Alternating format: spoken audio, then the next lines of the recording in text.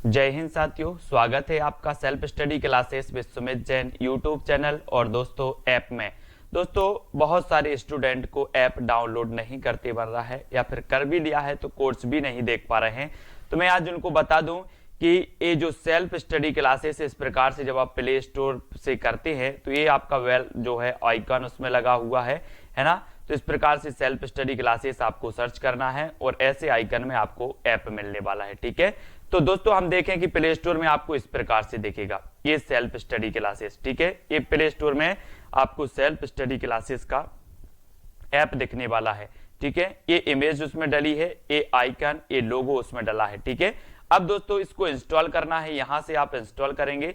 ठीक है, अब इंस्टॉल करेंगे तो वहां पर आपको नंबर मांगेगा, जीमेल नंबर मांगेगा, तो आपको ओटीपी आएगा, तो आप रजिस्टर करके आगे बढ़ेंगे। ठीक, जय हिंद साथियों, welcome to self study classes with Sumit Jain YouTube channel में आप सभी का स्वागत है। दोस्तों आज की जो हिंदी साहित्य की कक्षा है वो स्टार्ट हो चुकी है, तो सभी लोग लाइव आ जाएं। वीडियो को लाइक करना है, शेयर करना है और मोस्ट इम्पॉर्टेंट वीडियो जी हमारा पार्ट 2 है, आदिकाल से लेकर के हम जो है अध्ययन कर रहे हैं सभी लोग। तो सभी लोग पुनः एक बार जल्दी से लाइव आ जाएं, फटाफट से स्टार्ट होने वाली है आज की कक्षा।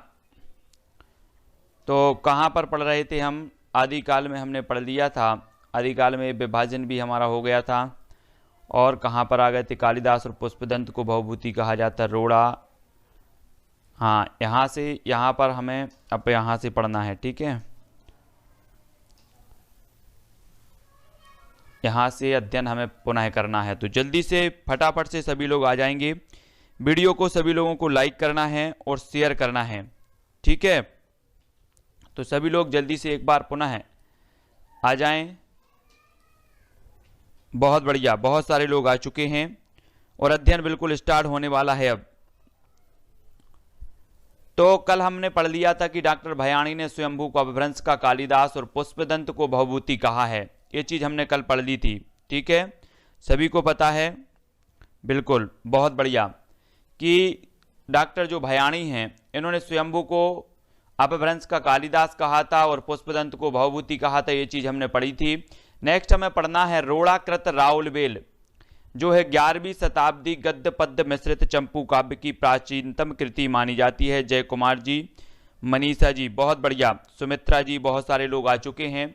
रोड़ाकृत राउलवेल जो 11वीं शताब्दी की है, ये गद्य पद्य मिश्रित चंपू काव्य की प्राचीनतम कृति है। धार मालवा के एक शिलालेख पर अंकित है। मोस्ट इंपॉर्टेंट है, आपसे पूछा जाता है कि राउलवेल जो कृति है वो किस कवि की है, तब आपका उत्तर होता है रोड़ा कवि की है। ठीक है, और एक कब की है? तो 11वीं शताब्दी की ये मानी जाती है, याद रख लेना है। और जो है ये गद्य पद्य मिश्रित ये चंपू काव्य मानी जाती है, जो राउलवेल है ये चंपू काव्य मानी जाती है, सभी को याद रख लेना है।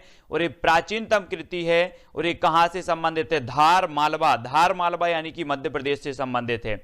और इसे शिलांकित कृति कहा जाता है, शिलालेख पर अंकित है इसलिए इसे शिलांकित कृति कहा जाता है।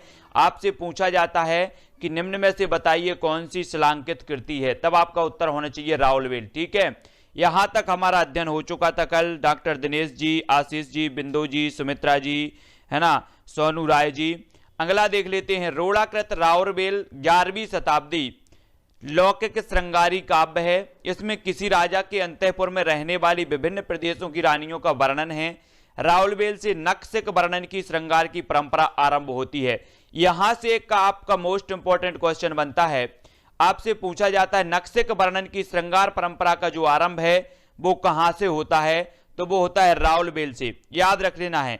एक क्वेश्चन आपका बनता है कि 12 मासा वर्णन का आरंभ कहां से होता है, तब आपका उत्तर होता है बीसलदेव रासो से। ठीक है, लेकिन एक क्वेश्चन बनता है कि नक्सिक वर्णन की श्रृंगार परंपरा का आरंभ कहां से माना जाता है, तो आपका उत्तर होना चाहिए रोड़ा कवि की राउलवेल से। ठीक है, सभी लोगों को समझ में आ रहा है? हरिकेश जी, सच्ची कुमारी जी, भागचंद जी, अनीता जी, बहुत बढ़िया। अगला देख लेते हैं, भारतीय भाषा में रचित इस्लाम धर्मावलंबी कवि की प्रथम रचना संदेश रासक है। इसके रचयिता अद्दहमाण, जिसे अब्दुर रहमान भी कहते हैं, है ना, अब्दुर रहमान या अद्दहमाण कहते हैं। यह तीनों प्रक्रमों में विभाजित 223 छंदों का संदेश काव्य है। ठीक है, तो सभी को याद रख लेना है कि ये संदेश रासक जो रचना है ये किसकी है, अद्दहमाण या फिर अब्दुल रहमान की है। एक क्वेश्चन आपसे पूछा जाता है, ठीक है। हाँ, और ये संदेश काव्य है। अगला देख लेते हैं, आचार्य रामचंद्र शुक्ल ने वीर गाथात्मक साहित्य प्रवृत्ति की पहचान जिन 12 ग्रंथों के आधार पर की है वे देखो कौन कौन सी हैं। सबसे पहले आता है विजयपाल। सबसे कौन सी आती है, विजयपाल रासो, हमीर रासो, कीर्तिलता, कीर्ति पताका, खोमाण रासो, बीसल देव रासो, पृथ्वीराज रासो, जयचंद प्रकाश और जय मयंक जस चंद्रिका, ठीक है। परमाल रासो, खुसरो की पहेलियां और विद्यापति पदावली। ये जो 12 ग्रंथ हैं, इन ग्रंथों के आधार पर जो है आचार्य शुक्ल जी ने वीर गाथा नाम दिया या वीर गाथात्मक साहित्य प्रवृत्ति को पहचान की है, साहित्य प्रवृत्ति की पहचान की है। मनीषा जी, कुरैशी जी, सचिन जी, सच्ची जी, मनीषा जी, ठीक है। हाँ, सभी लोगों को दिख रहा है, समझ में आ रहा है सभी लोगों को कि नहीं आ रहा है? तो सभी लोगों को याद रख लेना है, विजयपाल रासो, हमीर रासो, कीर्तिलता, कीर्ति पताका, खोमाण रासो, बीसल देव रासो, पृथ्वीराज रासो, जयचंद प्रकाश, जय मयंक जस चंद्रिका, परमाल रासो, खुसरो की पहेलियां, विद्यापति की पदावली। ये 12 ग्रंथ हैं जिनके आधार पर रामचंद्र शुक्ल ने वीरगाथा काल नाम दिया है, वीरगाथात्मक प्रवृत्तियों की पहचान की है। अगला देख लेते, विद्यापति की रचनाएं कीर्तिलता, कीर्ति पताका, पदावली और नरपति नालकृत बीसल देव रासो प्रमाणिक रूप में उपलब्ध हैं, ठीक है। सभी को याद रख लेना है। विद्यापति ने कुल 14 ग्रंथों की रचना की, इनमें 11 संस्कृत के, 2 अभट्ट के तथा 1 मैथिली की। मोस्ट इंपॉर्टेंट क्वेश्चन, ये क्वेश्चन पूछा जाता है कि विद्यापति ने कुल कितनी रचनाएं की हैं, है ना, और इनमें कितनी अभट्ट की हैं, कितनी संस्कृत की हैं और कितनी मैथिली की हैं, ये सभी को बताना है। तो इनकी 11 जो रचना है वो संस्कृत से संबंधित हैं और 2 हैं अभट्ट से संबंधित और 1 मैथिली से संबंधित पदावली है। एक क्वेश्चन भी पूछा जाता है कि कौन सी रचना विद्यापति की पदावली में है, तो आपका उत्तर हो जाएगा मैथिली में। कौन सी अभट्ट में है, तो कीर्तिलता और कीर्ति पताका 2 रचना इनकी अभट्ट में है, बाकी 11 रचना जो है वो संस्कृत में है, ठीक है। विद्यापति को मैथिल कोकिल, कवि शेखर, अभिनय जयदेव, कवि रंजन और कवि कंठहार आदि नामों से जाना जाता है। याद रख लेना।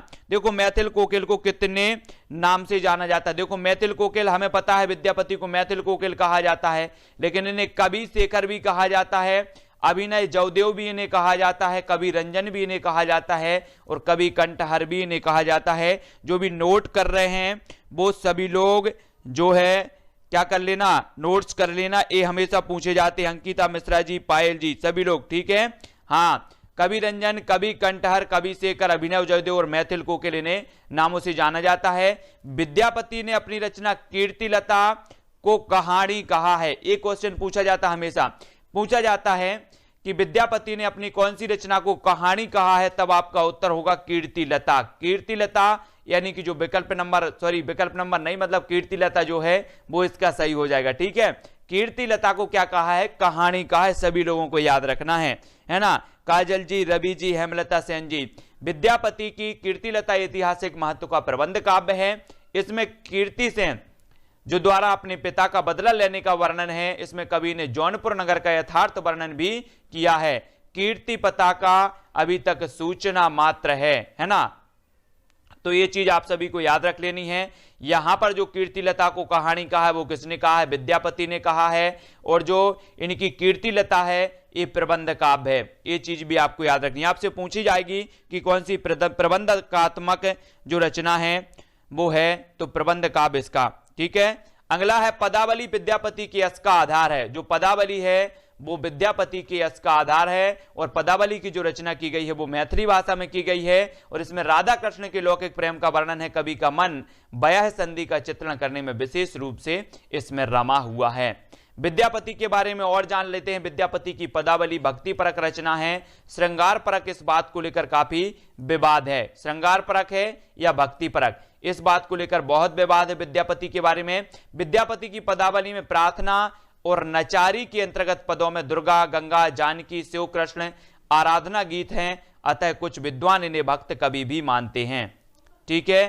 तो हरप्रसाद शास्त्री, रामचंद्र शुक्ल, सुभद्रा झा, रामकुमार वर्मा, रामवृक्ष बेनीपुरी आदि विद्वान विद्यापति को श्रृंगारी कवि मानते हैं। नोट्स करो यहां से पूछा जाएगा निम्नलिखित में से बताइए कौन से कवि हैं जो विद्यापति को श्रृंगारी कवि मानते हैं। तब आपका उत्तर होना चाहिए हरप्रसाद शास्त्री, रामचंद्र शुक्ल, सुभद्रा झा, रामकुमार वर्मा, रामवृक्ष बेनीपुरी। इन विद्वानों को आपको नोट्स करना है। ज्योति जी, प्रियंका जी, है ना, सभी लोग नोट्स करके देखें कि जो श्रृंगारी कवि माना है विद्यापति को वो कौन कौन ने माना है। रामचंद्र शुक्ल जी ने, सुभद्रा झा ने, रामकुमार वर्मा ने, हरप्रसाद शास्त्री और रामवृक्ष बेनीपुरी, इनने जो माना है वो क्या माना है, सभी लोगों ने माना है इन्हें श्रृंगारी कवि। ठीक है, ये श्रृंगारी कवि हैं या फिर भक्ति काल के कवि हैं, तो सभी लोगों को जो है पता होनी चाहिए इस बात में क्या है, विवाद है। बहुत बढ़िया, और भी देख लेते हैं और कौन सा हमारा जो क्वेश्चन है वो देख लेते हैं। बाबू ब्रजनंदन सहाय, श्याम सुंदर दास, हजारी प्रसाद द्विवेदी ने विद्यापति को भक्त कवि माना। नोट्स करो, जो भी हमारे साथी नोट्स कर रहे हैं वो नोट्स करो। बाबू ब्रजनंदन सहाय, श्याम सुंदर दास, हजारी प्रसाद द्विवेदी ने इन्हें विद्यापति को भक्त कवि माना। किसने? ब्रजनंदन सहाय ने, श्याम सुंदर दास ने और हजारी प्रसाद द्विवेदी ने। अब देखो इसको कैसे याद रखो, भक्त की बात जब आती है, भक्त, तो भक्त क्या कहता है कि हे भगवान सहाय करो, तो सहाय हो जाएंगे, इन्होंने भक्त माना है। ठीक है, किससे बोलते हैं? श्याम से बोलते हैं। श्याम मतलब कृष्ण से बोलते हैं, और कितनी बार बोलते हैं? तो हजारों बार बोलते हैं, तो हजारी प्रसाद द्विवेदी। ठीक है, तो विद्यापति को जो भक्त कवि माना है वो किसने माना है? सहाय मतलब जो है भक्त बोलते हैं कि सहाय करो, किससे बोलते हैं? श्याम से बोलते हैं, और कितनी बार बोलते हैं? हजारों बार बोलते हैं। तो सहाय, श्याम, हजारों, तो ये जो हो जाएगा वो हम याद कर लेंगे कि इन तीनों ने भक्त कवि माना है विद्यापति जी को। ठीक है, सभी को समझ में आया, याद हुआ कि नहीं हुआ? जॉर्ज ग्रियर्सन, नागेंद्र नाथ गुप्त, जनार्दन मिश्र आदि विद्वानों ने विद्यापति को रहस्यवादी कवि माना है। जल्दी से लिखना है आपको, जॉर्ज ग्रियर्सन, नागेंद्र नाथ और जनार्दन मिश्र। ठीक है, सभी को याद रख लेना है, मोस्ट इंपॉर्टेंट है। और एस रत्ती जी, जो टॉपिक हमारा है वो आदिकाल है। आदिकाल से हम शुरुआत से पढ़ रहे हैं, आदिकाल को ही पढ़ रहे हैं। ठीक है, हाँ, जो जॉर्ज ग्रियर्सन, नागेंद्रनाथ गुप्त और जनार्दन मिश्र, इन्होंने जो माना है वो रहस्यवादी कवि माना है। अब आपसे पूछा जाएगा कि निम्न में से बताइए किन कवियों ने विद्यापति को रहस्यवादी कवि माना है। तब आपका उत्तर होने चाहिए जॉर्ज ग्रियर्सन, नागेंद्रनाथ गुप्त या फिर जनार्दन मिश्र। ठीक है, इस प्रकार से सभी लोगों को लिखना है। काजल जी, रवि जी, एस जी, प्रियंका जी, हेमलता जी।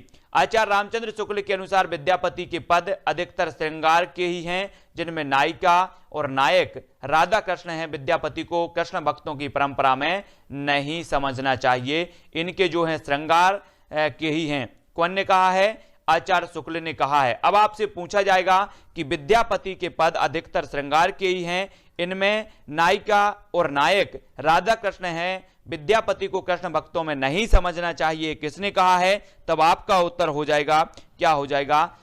आचार्य रामचंद्र शुक्ल। बहुत बढ़िया, जय जिनेन्द्र जी, रामकुमार शर्मा जी, ज्योति जी। इसी प्रकार से हाँ, नेक्स्ट देख लेते हैं। मिथिला में विद्यापति को कोई वैष्णव कवि नहीं मानता और ना ही भक्त कहता है। कहां पर? मिथिला में। सूर्यकांत त्रिपाठी निराला को विद्यापति की पदावली की श्रृंगारिक पदों की मादकता को नागिन की लहर कहा। मोस्ट इंपॉर्टेंट फैक्ट नोट करो, है ना। अगर आपसे पूछा जाएगा कि विद्यापति की जो श्रृंगारता की पद से विद्यापति पदावली की श्रृंगारिक पदों की जो मादकता को नागिन की लहर कहा है, तो किसने कहा है? तब आपका उत्तर हो जाएगा सूर्यकांत त्रिपाठी निराला। नोट्स करते जाओ, जो भी नोट्स कर रहे हैं वो सभी लोगों को नोट्स करना है। ठीक है, आपसे इस प्रकार के क्वेश्चन आएंगे जो हमें याद करना है। हजारी प्रसाद द्विवेदी ने विद्यापति को श्रृंगार रस का सिद्धवाक कवि कहा है। नोट्स करो, मोस्ट इंपॉर्टेंट। आपसे पूछा जाएगा, क्या पूछा जाएगा कि श्रृंगार रस का सिद्धवाक कवि किसने कहा है? श्रृंगार रस का सिद्धवाक कवि किसने कहा है? तब आपका उत्तर होगा हजारी प्रसाद द्विवेदी। ये चीज आप सभी को याद रखनी है। ठीक है, श्रृंगार रस का सिद्धवाक कवि कहा जाता है, तो हजारी प्रसाद द्विवेदी ने विद्यापति को श्रृंगार रस का सिद्धवाक कवि कहा है। ये चीज देखनी है। हिंदी में विद्यापति को कृष्ण गीति परंपरा का प्रवर्तक माना जाता है। हिंदी में विद्यापति को कृष्ण गीति परंपरा का क्या माना जाता है? प्रवर्तक माना जाता है। बंगाल में विद्यापति को लोग वैष्णव भक्त कवि मानते हैं। क्या मानते हैं? बंगाल में वैष्णव भक्त कवि मानते हैं। कहां पर? बंगाल। बीसलदेव रासो में शाकंभरी नरेश बीसलदेव और भोज परमार की पुत्री राजमती के विवाह वियोग और पुनर्मिलन का वर्णन है। यह प्रधानतः श्रृंगारी काव्य है। बीसलदेव रासो सभी को पता है किसकी रचना है, नरपति नाल की है। अब आपसे पूछा जाएगा कि इसमें किसका वर्णन है, तो भोज परमार की पुत्री राजमती के विवाह वियोग और पुनर्मिलन का जो है वर्णन है। हम सभी ने पढ़ा था कि बीसलदेव रासो के जो नायक हैं वो विग्रहराज हैं और इसकी जो नायिका हैं वो राजमती हैं और इसमें ये अजमेर के शासक हैं। ये चीज भी याद रख लेनी है। अजमेर के आपसे पूछा जाता है एक क्वेश्चन कि निम्न में से ऐसी कौन सी रचना है जिसमें अजमेर के शासक से संबंधी वर्णन है, तो आपका उत्तर होगा बीसलदेव रासो। जो रचना है नरपति नाल की, ठीक है, इसकी नायिका है राजमती और नायक हैं विग्रहराज और ये श्रृंगारी काव्य माना जाता है। और आप सभी ने पढ़ा है कि रामचंद्र शुक्ल ने वीरगाथात्मक प्रवृत्तियों की जो पहचान की है, जिन 12 रचनाओं से की है, उनमें भी बीसलदेव रासो का स्थान है। सभी लोगों को पता है, ठीक है, बहुत बढ़िया। नेक्स्ट बात देख लेते हैं, हिंदी काव्य में प्रयुक्त होने वाला 12 मासा जो वर्णन है सर्वप्रथम बीसलदेव रासो में मिलता है। एक चीज आपको याद रखनी है, हिंदी काव्य में प्रयुक्त होने वाला 12 मासा वर्णन सर्वप्रथम जो है कहां मिलता है, तो बीसलदेव रासो में मिलता है। ये चीज सभी लोगों को याद रखनी है ना। हमीर रासो जयचंद्र प्रकाश जयमंक जस चंद्रिका उपलब्ध नहीं है। हमीर विषयक एक पद्य ग्रंथ है, प्राकृत पेंगलम में अवश्य मिलता है। आपसे एक क्वेश्चन बनता है दोस्तों, क्या बनता है कि जो है हमीर रासो से संबंधित एक पद्य मिलता है, तो वो किस रचना में मिलता है, तो वो मिलता है प्राकृत पेंगलम में। और प्राकृत पेंगलम जो रचना है वो किसकी है, लक्ष्मीधर की है। ठीक है, सभी लोगों को पता है प्राकृत पेंगलम के रचनाकार कौन है, ये चीज पूछी जाता है। तो पूछा जाता है तो आपको उत्तर होगा, है ना, किसकी है, लक्ष्मीधर की है। और जो है हमीर विषयक एक पद्य मिलता है वो प्राकृत पेंगलम में मिलता है। ये चीज भी हमें जान लेनी है। अगला क्वेश्चन, अगला जो हमारा फैक्ट है वो क्या है, जगनिक कृत परमाल रासो आला के रूप में पहचाना जाता है। जी हाँ दोस्तों, यहां से एक क्वेश्चन आपका बन जाता है। आपसे पूछा जाता है कि जो है किस रचना को आला खंड भी कहा जाता है, या किस रचना का दूसरा नाम जो है वो आला खंड है, ये ऐसा क्वेश्चन आता है। तो परमाल रासो का दूसरा नाम आला खंड है, या फिर आला खंड को परमाल रासो भी कहा जाता है, जिसके जो रचनाकार हैं कौन है, जगनिक हैं। ठीक है, एक प्रकार का लोक गान है जो विभिन्न क्षेत्रों में विभिन्न रूपों में गाया जाता है। सभी लोगों को पता है, सभी लोगों के बारे में ये पूछा जाता है कि जो परमाल रासो है, परमाल रासो के रचनाकार कौन है, तब आपका उत्तर होता है जगनिक हैं। ठीक है, सभी लोगों को समझ में आ रहा है कुछ कि क्या चीज हम अध्ययन कर रहे हैं। कुमार रासो के रचयिता दलपति विजय हैं। एक क्वेश्चन यहां से आपका बन जाता है, मोस्ट इंपॉर्टेंट क्वेश्चन बनता है, सबसे क्वेश्चन बन जाता है कि दलपति विजय जो रचना है वो किसकी है। तो सभी लोगों को पता है खुमाण रासो। खुमाण रासो से हम क्या लेंगे, गुमान, है ना। गुमान मतलब अगर कोई दल को जीत ले, कोई दल का पति है जो विजय प्राप्त कर देता है, उसे गुमान हो जाता है। तो खुमाण रासो दलपति विजय के क्या हो जाएंगे, रचनाकार हो जाएंगे। इसमें 9वीं सदी के खुमान के युद्ध का वर्णन है। इसमें मेवाड़ के परवर्ती शासकों जैसे महाराणा प्रताप सिंह और राज सिंह का वर्णन है।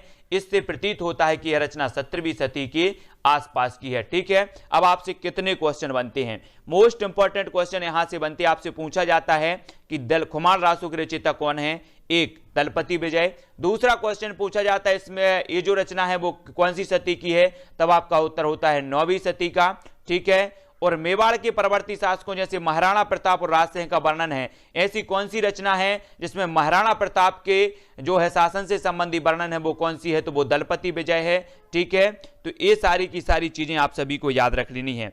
हाँ, अगला देख लेते हैं, पृथ्वीराज रासो हिंदी का प्रथम महाकाव्य, इसके रचयिता चंद्रबरदाई पृथ्वीराज चौहान के अंतर्गत जो है माने जाते हैं। सभी लोगों को पता है पृथ्वीराज चौहान के जो शासन से संबंधित कवि थे, दरबारी कवि थे, वो चंद्रबरदाई थे। और चंद्रबरदाई जी ने जो है पृथ्वीराज के वीर गाथा यशोगान में एक रचना का एक महाकाव्य की रचना की, जिसका नाम क्या था, पृथ्वीराज रासो। सभी को पता है। और पृथ्वीराज जो रासो है इसमें कितने छंद हैं, 69 छंद हैं, 69 सर्ग, इसे सर्ग कहा जाता है, सर्ग या समय कहा जाता है। तो 69 सर्ग माने जाते हैं पृथ्वीराज रासो में। और पृथ्वीराज रासो को क्या कहा जाता है, छंदों का अजायब घर कहा जाता है। आदिकाल में अगर पूछा जाता है कि छंदों का अजायब घर किसे कहा जाता है, तब आपका उत्तर होता है पृथ्वीराज रासो। ठीक है, सभी लोगों को याद रख लेना है। ठीक है, और पृथ्वीराज रासो को प्रथम महाकाव्य भी माना जाता है, चंद्रबरदाई को प्रथम महाकवि भी माना जाता है, सभी लोगों को पता है। पृथ्वीराज रासो 69 सर्गों में विभक्त है। काव्य के प्रारंभ में मंगलाचरण, वस्तु निर्दिष्ट, सज्जन प्रशंसा, दुर्जन निंदा तथा ग्रंथ का महत्व निरूपण है। पृथ्वीराज रासो का रचना काल और इसका मूल रूप जो है सर्वाधिक विवादास्पद है, सभी लोगों को याद रख लेना है। एक क्वेश्चन और पूछा जाता है कि पृथ्वीराज रासो की जो विवादास्पद है वो क्या है, तो सर्वाधिक विवादास्पद इसका ऐतिहासिकता मानी जाती है। ऐतिहासिकता मतलब जो है इसकी रचना कब हुई है, इसकी ऐतिहासिकता क्या है, ये सबसे ज्यादा विवादित मानी जाती है। तो सभी लोगों को याद रख लेना, पृथ्वीराज रासो के बारे में एक क्वेश्चन यहां से ये भी बनता है। डॉक्टर बुलर को जब पता चला कि पृथ्वीराज रासो की तिथियां, व्यक्तियों के नाम, घटनाएं आदि इतिहास सम्मत नहीं है, तो उन्होंने इस ग्रंथ को ना प्रकाशित करने की सिफारिश भी की थी। किसने? डॉक्टर बुलर ने की थी। सभी लोगों को याद रख लेना है, ठीक है। अगला देख लेते हैं, पृथ्वीराज रासो की प्रामाणिकता पर संदेह करने वालों में गौरी शंकर, हीरानंद ओझा, मुंशी देवी प्रसाद, कवि राजा श्यामलदान, आचार्य रामचंद्र शुक्ल आदि हैं, ठीक है। इसकी प्रामाणिकता पर जो संदेह किया है वो इन लोगों ने किया है, और जो प्रामाणिक माना है वो किसने माना है? वो माना है मिश्र बंधुओं ने, कर्नल टॉड ने, मोहनलाल विष्णुलाल पंड्या और श्याम सुंदर दास आदि ने। तो सभी लोगों को याद रख लेना है कि जो अप्रमाणिक माना है वो इन लोगों ने माना, इतने लोगों ने, और जो प्रमाणिक माना है वो मिश्र बंधु, कर्नल टॉड, मोहनलाल विष्णुलाल पंड्या और डॉक्टर श्याम सुंदर दास, इन लोगों ने पृथ्वीराज रासो को क्या माना है? प्रमाणिक माना है। सभी लोगों को याद रख लेना है, ठीक है। दिनेश जी, रवि जी, अंकिता जी, हेमलता जी, मेघराज जी, ठीक है। सभी लोगों को ये चीज याद रखनी है। अगला देख लेते हैं, डॉक्टर हजारी प्रसाद द्विवेदी के अनुसार पृथ्वीराज रासो की रचना सुख सुखी संवाद के रूप में हुई थी। एक चीज याद रख लेनी, आपसे पूछा जाएगा प्रश्न यहां से आपका बनेगा कि पृथ्वीराज रासो की रचना सुख सुखी संवाद के रूप में हुई थी, ये जो कथन है वो किसने कहा है? तब आपका उत्तर आना चाहिए क्या? हजारी प्रसाद द्विवेदी। ये चीज आपको पता होनी चाहिए। जिन सर्गों में यह शैली नहीं मिलती उन्हें प्रक्षिप्त मानना चाहिए, इससे वे अंश ही प्रक्षिप्त सिद्ध होते हैं जिनसे इतिहास विरुद्ध तथ्य हैं। तो यहां से एक प्रश्न आपका जरूर बनेगा कि पृथ्वीराज रासो की रचना सुख सुखी संवाद में हुई है, ये किसने कहा है? तो ये कहा है डॉक्टर हजारी प्रसाद द्विवेदी ने।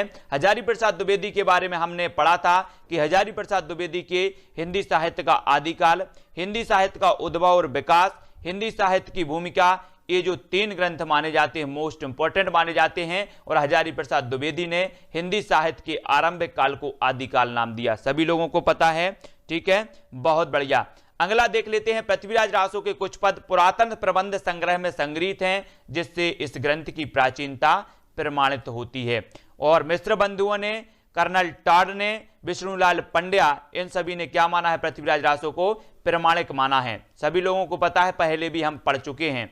तो इन लोगों ने प्रमाणिक माना है। आचार्य रामचंद्र शुक्ल जैसे विद्वानों ने इसे अप्रमाणिक माना है। पृथ्वीराज रासो काव्य पिंगल शैली में लिखा गया, ये चीज भी याद रखनी है। आपसे पूछा जाएगा कि ये किस शैली में लिखा गया है और किस भाषा में लिखा गया है, तो वो चीज याद रख लेनी है। ये लिखा गया है पिंगल काव्य शैली में, लेकिन जो है ये किस भाषा में लिखा गया है? तो ब्रज भाषा में लिखा गया है। ये चीज भी याद रख लेनी है ना। और 69 सर्गों की इसमें बात होती है पृथ्वीराज रासो में, और यहां से 2 क्वेश्चन आपके कंप्लीट हो जाते हैं। क्या होते हैं कि पृथ्वीराज रासो किस काव्य शैली में लिखा गया? तो ये काव्य पिंगल शैली में लिखा गया। और ये किस भाषा में लिखा गया? तो ये ब्रज भाषा में लिखा गया। सभी लोगों को याद रख लेना है, ठीक है। हाँ, बहुत बढ़िया। नोट्स नहीं कर पाते तो मत करो, पुस्तक खरीद लेना उपकार की। पृथ्वीराज रासो काव्य परंपरा का काव्य तो है ही, इसमें चरित काव्य, कथा काव्य, आख्यायिका आदि के भी लक्षण मिलते हैं पृथ्वीराज रासो में।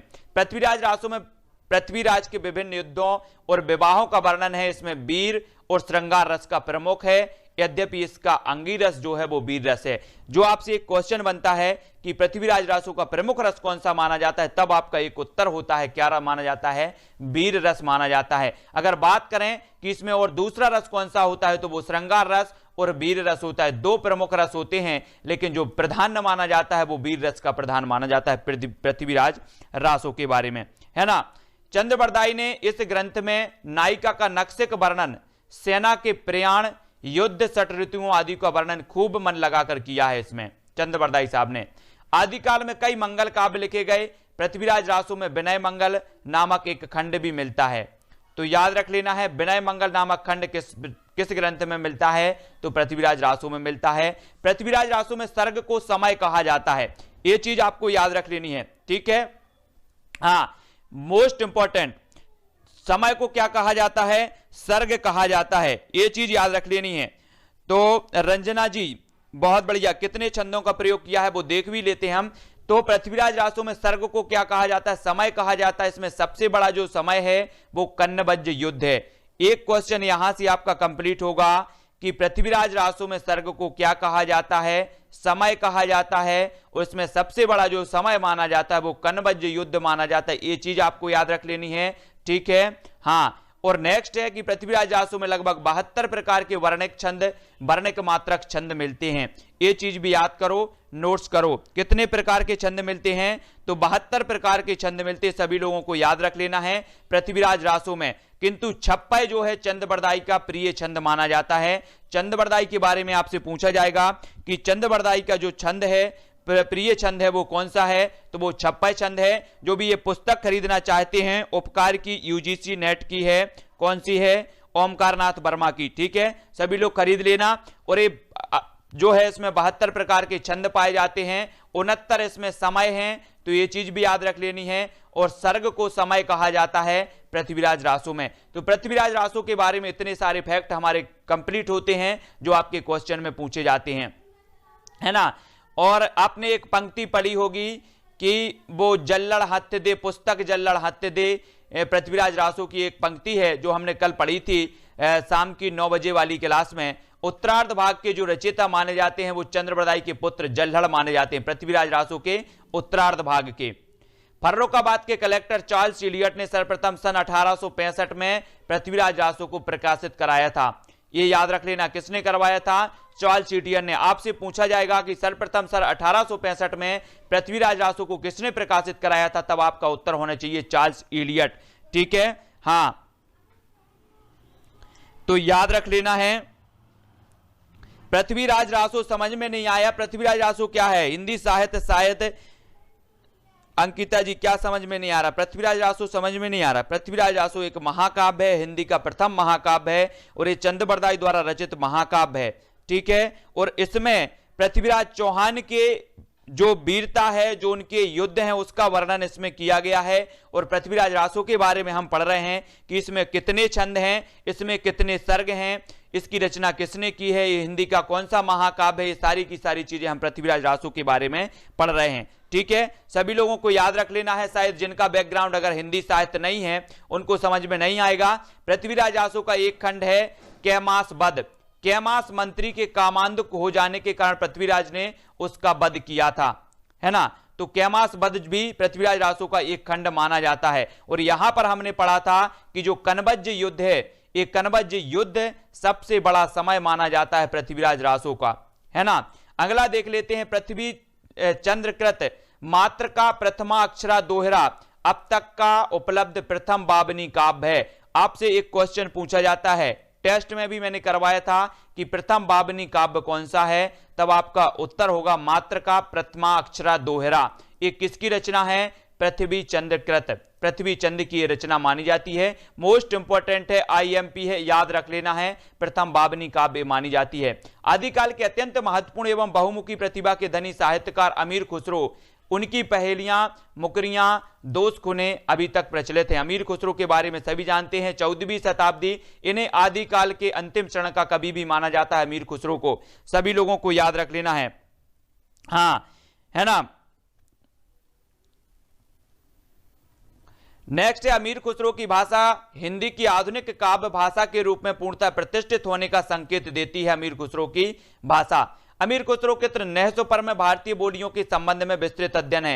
ये चीज याद रखनी नहीं है, भारतीय बोलियों, एक क्वेश्चन आपसे बनता है कि भारतीय बोलियों के संबंध में विस्तृत वर्णन किस रचना में है, तो आपका उत्तर होगा नोहसे पर में। और नोहसे पर किसकी रचना है, तो वो अमीर खुसरो साहब की है। तो ये चीज आपकी जो है यहां पर क्लियर होती है। अलाउद्दीन खिलजी ने अमीर खुसरो को तोताए हिंद की उपाधि दी थी। मोस्ट इंपॉर्टेंट आपसे क्वेश्चन बनता है कि तोताए हिंद, तोताए हिंद की जो उपाधि दी थी वो किसने दी थी? वो दी थी मोहन शर्मा जी, हेमलता जी, अंकिता जी, सविता जी, मनोज जी, पुष्पेंद्र जी। तोताए हिंद की जो उपाधि दी थी अलाउद्दीन खिलजी ने दी थी। किसे? अमीर खुसरो को। सभी लोगों को याद रख लेना है, इंपॉर्टेंट तथ्य है, पूछा भी जाता है। संगीत के क्षेत्र में अमीर खुसरो ने आवाज खुसरवी नामक ग्रंथ की रचना की थी। एक क्वेश्चन भी आपको मोस्ट इंपॉर्टेंट है, आपसे पूछा जाएगा कि आवाज खुसरवी नामक ग्रंथ की रचना किसने की थी? तो खुसरो ने की थी, संगीत के क्षेत्र में की थी। ठीक है, अमीर खुसरो ने भाषा के लिए हिंदी शब्द का प्रयोग हिंदुई, हिंदोई, हिंदवी जैसे शब्दों का प्रयोग करके हिंदी नाम दिया। ठीक है, सभी लोगों को मोस्ट इंपॉर्टेंट फैक्ट हैं। किसको क्या समझ में नहीं आया है वो जल्दी से बताया करो, फटाफट से लिखा करो। बहुत बढ़िया यादव सानी जी, रवि जी, है ना, जल्दी जल्दी बताया करो। हिंदी खड़ी बोली के प्रथम कवि अमीर खुसरो का पूरा नाम अबुल हसन अमीनुद्दीन खुसरो है। एक क्वेश्चन हमेशा बनता है और कई बार पूछा भी गया है, आपसे पूछा जाता है कि अमीर खुसरो का पूरा नाम क्या है, तब आपका उत्तर होता है अबुल हसन अमीनुद्दीन खुसरो। ये जो है नोट्स कर लेना, अबुल हसन अमीनुद्दीन खुसरो इनका पूरा नाम माना जाता है। ज्योतिषो ठाकुर कृत वर्ण रत्नाकर, मोस्ट इंपॉर्टेंट, नोट्स करो जो भी नोट्स कर पा रहे हैं। वर्ण रत्नाकर किसकी रचना है?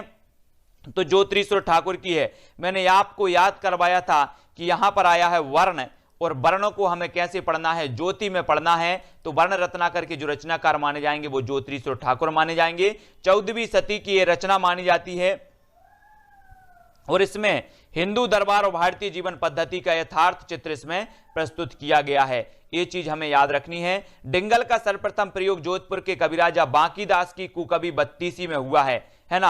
आपसे पूछा जाएगा एक क्वेश्चन दोस्तों कि डिंगल का सर्वप्रथम प्रयोग किस रचना में हुआ है? तो सबसे पहले जो हुआ है कुकवि 32, और कुकवि 32 किसकी रचना है? तो कविराजा बांकीदास जी की है। ठीक है, तो यहां से आपके दो क्वेश्चन बन जाते हैं। क्या बनते हैं? डिंगल का सर्वप्रथम प्रयोग किसने किया है? तो डिंगल का किया है किसने, किस रचना में हुआ है? तो कुकवि 32 में हुआ है। कुकवि 32 किसकी रचना है? तो कविराजी बांकीदास की ये रचना मानी जाती है। ठीक है, बहुत बढ़िया। नेक्स्ट है डिंगल साहित्य गद्य पद्य दोनों विधाओं में लिखा गया। डिंगल साहित्य जो है गद्य पद्य दोनों विधाओं में लिखा गया, और जब दोनों विधाओं में कोई रचना होती है गद्य और पद्य में, तब उसे हम क्या कहते हैं? चंपू काव्य कहते हैं। ठीक है, गद्य और पद्य काव्य के मिश्रण को हम चंपू काव्य कहते हैं। और जो राउल बेल रचना है, राउल बेल जिसे शिलांकित कृति कहा जाता है, एक गद्य और पद्य काव्य में लिखी गई और इसे चंपू काव्य कहा जाता है। सभी लोगों को पता है। पद्य में यह साहित्य रासो प्रकाश, रूपक और बचनी का रूप में, तथा गद्य में ख्यात बात, विगत पीढ़ी और वंशावली आदि रूपों में ये मिलता है। ठीक है, जहां जो क्वेश्चन बनते हैं, जो महत्वपूर्ण फैक्ट हैं, वो मैं बताता जाता हूं। बिल्कुल भी चिंता करने की बात नहीं है कि कोई भी फैक्ट आपका छूटने वाला है। राठौड़ारी ख्यात में भट्ट केदारकृत जयचंद्र प्रकाश और मधुकर कविकृत जय मयंक जस चंद्रिका का उल्लेख मिलता है। एक क्वेश्चन यहां से बनता है दोस्तों कि जयचंद्र प्रकाश किसकी रचना है? तब आपका उत्तर होता है भट्ट केदार की। किसकी है? भट्ट केदार। भट्ट केदार की है जयचंद्र प्रकाश, और जय मयंक जस चंद्रिका ये रचना मधुकर कवि की है। सभी लोगों को याद रख लेना है। ठीक है, जय मयंक जस चंद्रिका मधुकर कवि की है। जयचंद्र प्रकाश रचना के रचनाकार कौन है? तो भट्ट केदार हैं, और इनका जो वर्णन मिलता है, उल्लेख मिलता है, वो राठौड़ारी ख्यात में मिलता है। ये चीज सभी को याद रख लेना है। ठीक है, हाँ, अगला क्वेश्चन है बसंत विलास आदिकाल की अत्यधिक सरस साहित्य कृति है। बसंत विलास आदिकाल की अत्यधिक सरस साहित्य कृति है। अब सभी को बताना है बसंत विलास की रचनाकार कौन है। सभी लोग कमेंट में लिखेंगे बसंत जो विलास की रचनाकार कौन माने जाते हैं, तो फटाफट कमेंट में लिखो। और बसंत काल आदिकाल की अत्यधिक सरस साहित्य कृति है, इसके रचयिता का नाम क्या है? जल्दी बताओ, अगर किसी को पता है तो फटाक से बताना है। जल्दी बताओ, बसंत विलास की रचनाकार कौन है? किसी का उत्तर अभी तक नहीं आया। बसंत विलास के रचनाकार किसी को पता नहीं है। क्यों पता नहीं है? क्योंकि बसंत विलास के जो रचनाकार हैं, इसका जो है अभी तक पता नहीं चल सका है, इसलिए किसी का उत्तर भी नहीं आया। बहुत बढ़िया। चरचरी अथवा चांचरी आदिकालीन काव्य रूप है। इसका प्राचीनतम प्रयोग जो है, इसका प्राचीनतम प्रयोग हरिभद्र सूरीकृत समरा इच्ची कहा में मिलता है। समरा इच्ची कहा में मिलता है ये चीज। नेक्स्ट है बसंत ऋतु होली आदि के अवसर पर गाए जाने वाला मादक गीत फागु कहा जाता है। ठीक है, आपसे पूछा जाएगा, है ना,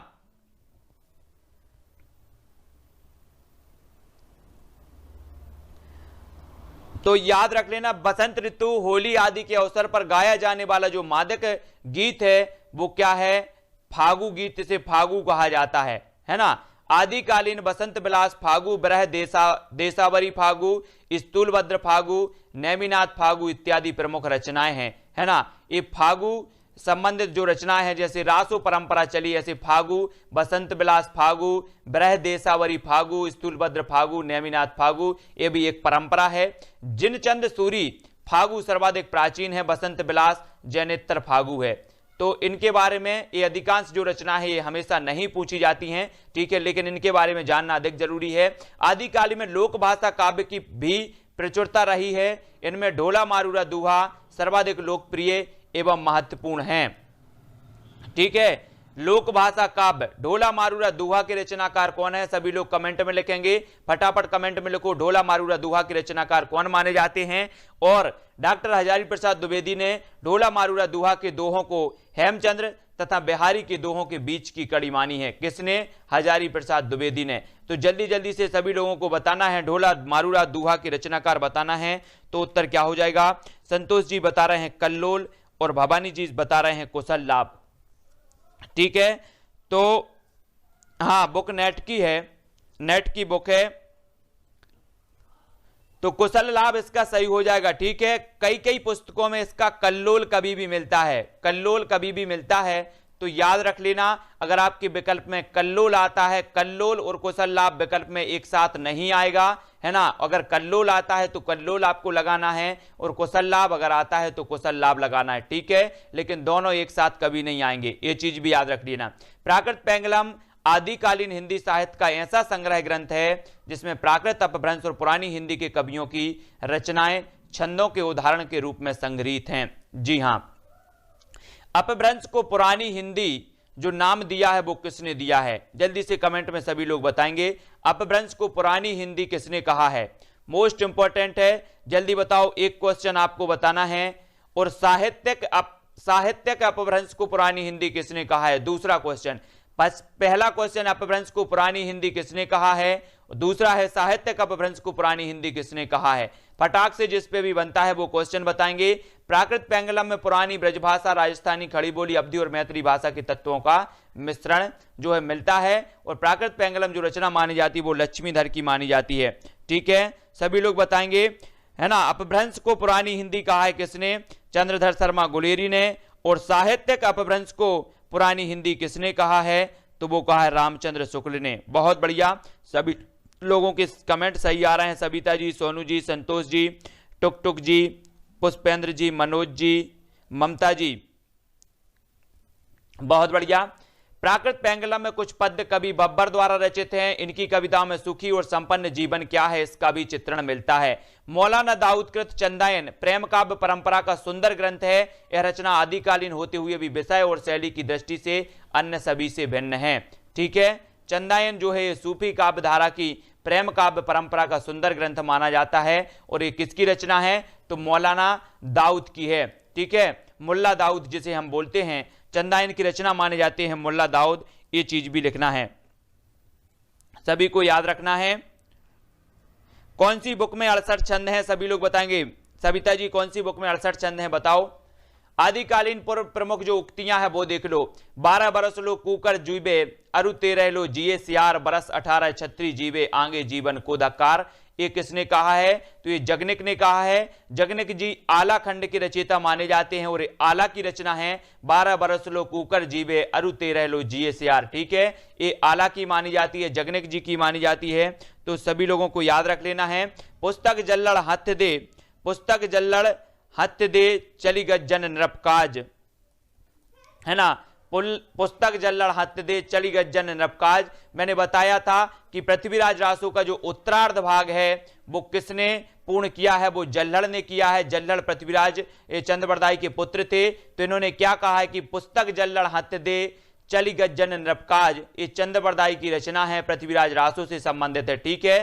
तो जितने भी ये पंक्तियां हैं उनके बारे में हम पढ़ते जा रहे हैं। ये चीज भी सभी लोगों को याद होनी चाहिए। यूजीसी नेट में पंक्तियां भी पूछ ली जाती हैं, पीजीटी में पंक्तियां भी पूछ ली जाती हैं, ठीक है। सभी लोगों को पढ़ते जाना है। अब थोड़ी सी ग्रंथ बताना है, सभी लोगों को बताना है। पृथ्वीराज रासो के रचनाकार कौन है? सभी लोग बताएंगे, जल्दी से बताओ। तो सभी को पता है ना कौन है पृथ्वीराज रासो के? चंद्रबरदाई हैं, ठीक है। हाँ, और पृथ्वी का एकमात्र उपग्रह कौन सा है? चंदा, चंदा है ना, इसलिए पृथ्वीराज रासो के चंद्रबरदाई। इस प्रकार से याद भी रख लेंगे। खुमाण रासो के दलपति विजय, खुमाण रासो के रचनाकार कौन है? दलपति विजय। और सभी को पता है कि जो है अगर कोई दल का पति विजयी हो जाए तो उसे गुमाण हो जाता है, तो गुमाण रासो या खुमाण रासो है ना। विजयपाल रासो के जो रचनाकार हैं वो नल्ल सिंह भाट है, नल्ल सिंह भाट। और मैंने आपको याद करवाया था कि अगर आपको विजय प्राप्त करनी है तो आपने गदर फिल्म देखी होगी, गदर फिल्म, सन्नी देओल ने विजय प्राप्त करने के लिए नल उखाड़ लिया था, नल, तो नल्ल सिंह भाट हो जाएंगे, नल्ल सिंह, ठीक है। विजयपाल रासो नल्ल सिंह भाट की है। और बीसल देव रासो नरपति नाल जी की है ना। बीसल देव रासो जो नरपति जी की, यहां पर आया है पति और यहां पर आया 20, तो पति जो होते हैं वो 20 नहीं होते, तो बीसल देव रासो किसकी रचना है? नरपति नाल जी की। परमाल रासो आलाखंड, तो एक चीज याद रख लेनी है, परमाल मतलब दूसरों की सामग्री है ना, दूसरों का माल जो है अगर आपको लेना है तो रात में जगने होना होगा, जगना पड़ेगा, ठीक है। और परमाल रासो को आलाखंड कहा जाता है, तो आलाखंड रात में पढ़ा जाता है, जग करके पढ़ा जाता है, तो जगने किसके रचनाकार माने जाएंगे? जयचंद प्रकाश, ये भट्ट केदार की है, किसकी है? भट्ट केदार की। और केदार की जब बात होती है तो केदारनाथ में कौन जी हैं? शंकर जी हैं। केदारनाथ में बाढ़ आई थी तो शंकर जी की हम क्या बोलते हैं? जय बोलते हैं, जय। तो केदार, भट्ट केदार की है जयचंद प्रकाश, तो ये भी याद रखनी है। जय मयंक जस चंद्रिका, जय मयंक जस चंद्रिका, ये मधुकर कवि की है, ठीक है, मधुकर कवि की ये रचना हो जाएगी। ढोला मारूरा दुहा, एक कुशल लाभ की है, यहां पर आया है ढोला, तो ढोला हम पढ़ते हैं ढोल, ढोल पढ़ लेते हैं ढोल। और ढोल वही बजा सकता है जो कुशल होगा बजाने में, कुशल होगा, तो ढोला मारूरा दोहा कुशल लाभ की होगी। बसंत बिहार, ये इसके अज्ञात कवि हैं। जवाहर खुसरवी, खुसरो की हिंदी कविता और खालिक बारी, ये किसकी है? अमीर खुसरो जी की है। और अमीर खुसरो जी जो है अंतिम कवि माने जाते हैं, किस चीज के अंतिम कवि माने जाते हैं? ये माने जाते हैं, विद्यापति के बारे में पढ़ लेते हैं कि विद्यापति जो हैं, विद्यापति पदावली, कीर्तिलता, कीर्तिपता का इनकी रचनाएं मानी जाती हैं। राउलबेल किसकी रचना है? तो रोड़ा कवि की है, रोड़ा कवि। आपने देखा होगा कि पेड़ वृक्ष जो रहते हैं, वृक्ष, उन पर बेल चढ़ जाती है, इस प्रकार की बेल, और जब आप वृक्ष पर चढ़ते हो तो ये क्या बनती हैं? रोड़ा बनती हैं वृक्ष पर चढ़ने के लिए। तो राउलबेल के रचनाकार कौन हो जाएंगे? रोड़ा कवि होंगे, ठीक है। तो इतनी सारी रचनाएं जो हैं जो हमें याद रख लेनी है। और अब जो हम देखेंगे वो पंक्तियों के बारे में देखेंगे, पंक्तियों के बारे में देखेंगे। मनहु कला सभान कला 1600 बन्निये, बाल बैस ससीता समीप अमृत रस पिन्निये, ये जो है वो किसकी है? सभी लोग बताएंगे। ये जो पंक्ति है जल्दी जल्दी से बताना है। मनहु कला सभान कला 1600 बन्निये, बाल बेस ससीता समीप अमृत सर रस पिन्निये, ये चंद्रबरदाई जी की पंक्ति है ना। बहुत बढ़िया। पंडिये सल सत्य बखाणई, देहि बुद्ध बसंत न जाणई, अमड़ा गमण ड़ा तैन बिखंडई, तो भी पिलज्जई भड़ई हूं पंडई, ये किसकी है? पंडित, पंडित की बात आ रही है, तो यहां पर पंडित आ रहा है। और पंडित जो राहुल सांकृत्यायन हैं, उन्होंने सरहपा को सिद्ध साहित्य का प्रमुख कवि माना है, हिंदी का प्रमुख कवि माना है। तो पंडी पंडी आ रहे, तो पंडित से याद रख लेना कि ये किसकी है? सरहपा जी की है, ठीक है। हाँ, याद रख लेना है ना। नाद ना बिंदु ना रवि शशि मंडल चियरा सहाबे मुकल, नाद ना बिंदु ना रवि शशि मंडल चियराओ सहाबे मुकल, ये सरहपा जी की पंक्ति है। सरहपा जी की नाद ना बिंदु रवि शशि मंडल चीराऊ सहाबे मुकल, ये सरहपा जी की पंक्ति है। जिहि मन पवन ना संचरई, रवि शशि ना है बवेश, तही बट चित्त बेसाम करू सरहे कहीं ओबेश, ये जो है ये किसकी है? तो सभी लोग बताएंगे ये किसकी है? ये सरहपा जी की है। जिहि मन पवन ना संचरई, रवि शशि ना है पवेश, तही बट चित्त बेसाम करू सरहे कहीं ओबेश, ये जो पंक्ति मानी जाती है ये सरहपा जी की मानी जाती है। तो ठीक है दोस्तों, आज की क्लास के लिए बस इतना ही। अगली जो क्लास होगी वो हम पंक्तियों को कवर करेंगे, इन सारी की सारी पंक्तियां हैं और भी इसके आगे जो भी है आदिकाल से संबंधित वो सारी की सारी चीजें पढ़ेंगे। बिहारी लाल जी, ज्योति जी, सविता जी, अंकिता जी, है ना, बहुत बढ़िया। तो ये जो है क्लास आप सभी के लिए बिल्कुल निरंतर क्लास चलेगी। मोस्ट इंपॉर्टेंट फैक्टों के बारे में जो है हम चर्चा करते हैं। और ये उपकार की पुस्तक है, कोई भी नेट की ओमकार नाथ वर्मा की है वो खरीद सकते हैं। प्रियंका जी, निशा जी, रेखा जी, सविता जी, यादव सानी जी, डॉक्टर दिनेश जी, हरिकेश जी, हेमलता सेन जी, कुरैशी जी, अंकिता जी, है ना, और रूबी जी, धीरू जी, मधुराज जी, भागचंद जी, रोहित जी, ओपी जी, रवि जी, सुमित्रा जी, यादव जी, ज्योति जी, दिनेश कुमार जी, सभी लोगों को याद रख लेना है। ठीक है, याद नहीं हुई क्या दिनेश जी? मैंने याद करवाने का भी प्रयास किया है कि आपको याद हो जाए रचनाएं, तो रचनाएं याद नहीं हुई। किसको याद नहीं हुई रचनाएं? बहुत सारे लोग हैं, ममता जी, मनोज जी, कुरैशी जी, है ना, जलालुद्दीन जी, संतोष जी, पुष्पेंद्र जी, बहुत बढ़िया। इसी प्रकार से हमारी जो कक्षा लगती है वो 4 से 5 बजे तक ये विस्तृत अध्ययन हम करते हैं। इसके बाद से जो भी अच्छे से पढ़ रहा है, जो भी टीजीटी पीजीटी वाले हैं, जो भी नेट वाले हैं, उन सभी के लिए जो है बहुत बढ़िया ये पुस्तक है। अब इस पुस्तक के बाद और भी जो भी हमारा अध्ययन होगा, जो भी और पुस्तकें होंगी, सभी का अध्ययन हम लोग करेंगे, विस्तृत रूप से अध्ययन करने वाले हैं। और ये जो सबसे अच्छी बुक है, जो मुझे सबसे अच्छी लगी है, अगर आप लोगों को लिए भी खरीदना है तो ओमकार नाथ वर्मा की उपकार की पुस्तक बिल्कुल खरीद लें, ताकि और अच्छा भी होगा। आप घर पर भी अध्ययन करेंगे और हम सभी लोग अध्ययन करेंगे। अनूप कुमार जी, ओमकार नाथ वर्मा की उपकार की है, सभी लोग खरीद लेना। यूजीसी नेट उपकार, यूजीसी नेट जो है ओमकार नाथ वर्मा, हाँ ऑथेंटिक नहीं है, ओपीजी ऑथेंटिक नहीं है, बट जो है बहुत बढ़िया इसमें फेस जो है फैक्ट दिए हैं, तो सभी लोग ये ले लेना। ठीक है, बहुत बढ़िया है। हाँ, रवि के पास पुस्तक है और अनूप जी, दिनेश जी। तो आज की वीडियो के लिए बस इतना ही दोस्तों। ठीक है, बहुत बढ़िया। आज का वीडियो यहां पर खत्म करते हैं। जय हिंद। जय हिंद साथियों, स्वागत है आपका self study classes with Sumit Jain YouTube channel और दोस्तों ऐप में। दोस्तों बहुत सारे स्टूडेंट को ऐप डाउनलोड नहीं करते बन रहा है, या फिर कर भी लिया है तो कोर्स भी नहीं देख पा रहे हैं। तो मैं आज उनको बता दूं कि ये जो सेल्फ स्टडी क्लासेस इस प्रकार से जब आप प्ले स्टोर से करते हैं तो ये आपका वेल जो है आइकन उसमें लगा हुआ है ना। तो इस प्रकार से सेल्फ स्टडी क्लासेस आपको सर्च करना है और ऐसे आइकन में आपको ऐप मिलने वाला है। ठीक है, तो दोस्तों हम देखें कि प्ले स्टोर में आपको इस प्रकार से दिखेगा ये सेल्फ स्टडी क्लासेस। ठीक है, ये प्ले स्टोर में आपको सेल्फ स्टडी क्लासेस का ऐप दिखने वाला है। ठीक है, ये इमेज उसमें डली है, ये आइकन, ये लोगो उसमें डला है। ठीक है, अब दोस्तों इसको इंस्टॉल करना है, यहां से आप इंस्टॉल करेंगे। ठीक है, अब इंस्टॉल करेंगे तो वहां पर आपको नंबर मांगेगा, जीमेल नंबर मांगेगा, तो आपको ओटीपी आएगा, तो आप रजिस्टर करके आगे बढ़ेंगे। ठीक